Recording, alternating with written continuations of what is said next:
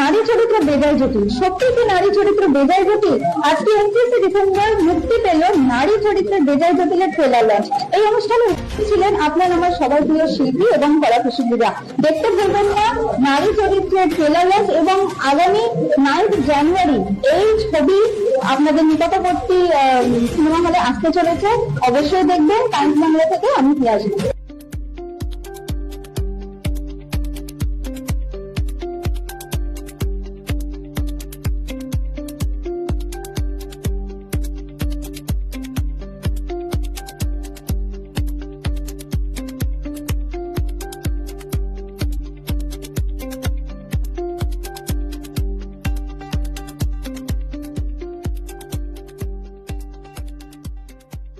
না, এটা তো তোমরা অবশ্যই ট্রেলারে দেখতেই পেয়েছো যে এটা ইন্টারেস্টিং কনসেপ্টের উপর আমরা কাজ করেছি, যেখানে শিব ঠাকুরকে উল্টো পাল্টা বলার কারণে মা কালী থাপ্পড় মারে এবং তারপর থেকে ওর একটা পাওয়ার আছে অদ্ভুত, যেখানে মেয়েদের মনের কথা শুনতে পায়।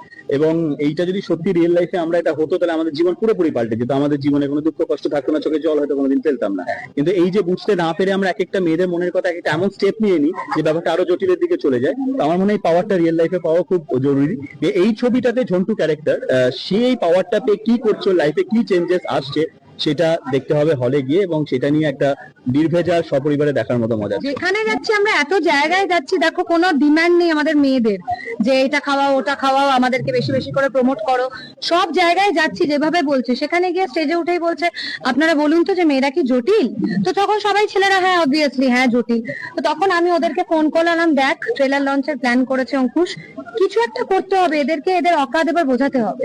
তো তখনই আমরা ডিসিশন নিলাম যে আর নয়, চুপ থাকবো না, আমরা সবাই মিলে হাত মুখ পা সব বেঁধে এদেরকে চ্যাংদোলা করে নিয়ে আসবো, যেটা মেয়েরা আমরা করে দেখিয়েছি এবং তোমরাও সচক্ষে দেখেছো, আর ছেলেদেরকেও দেখেছি যারা ওপারে ছিল, তারা যথেষ্ট এনজয়ও করেছে। আমরা কি বিশ্বাস করতে পারি এটা? মনে হয় কি কোনো মানুষ তাকে জটিল বলবে? এটা তোমরা বলবে। আমাদের মতো নিষ্পাপ ফুলের মতো মন না কারণ। একদম ঠিক, ও যেটা বলেছে একদম ঠিক কথা।